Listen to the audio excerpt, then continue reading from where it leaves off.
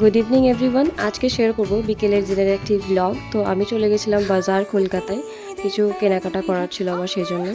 তো বাজার কলকাতায় প্রচুর কালেকশনস আছে, আর এর কালেকশনসগুলো আমার এই জন্যই আরও বেশি পছন্দ হয়, কারণ কোয়ালিটিগুলো আমার একটু ভালো লাগে, বেশ ভালো কোয়ালিটির হয়। তো প্রচুর কালেকশনস, প্রচুর ভ্যারাইটি দেখতেই পাচ্ছ। তো এই কুর্তিটা আমার পছন্দ হয়, কিন্তু আমার সাইজের ছিল না, সেই জন্য নেওয়া হয়নি। দেন আমি আরও কিছু কালেকশন দেখার জন্য চলে যাই, দিয়ে আমি দেখি যে কিছু ভালো কুর্তি। দেন আমার দুটো কুর্তি পছন্দ হয়, তো সেগুলোকে আমি ট্রায়াল দিই। তো ফার্স্ট কুর্তি ছিল এটা, এটা একটু বেশ ভালো লাগছিলো, আর এটা ছিল সেকেন্ড। তো ফার্স্ট এটাই আমার বেটার মনে হলো, তো ফার্স্ট এটা আমি নিলাম। অ্যান্ড দেন আমি আরও কিছু জিনিসপত্র দেখি যে আর কী নেওয়া যায়।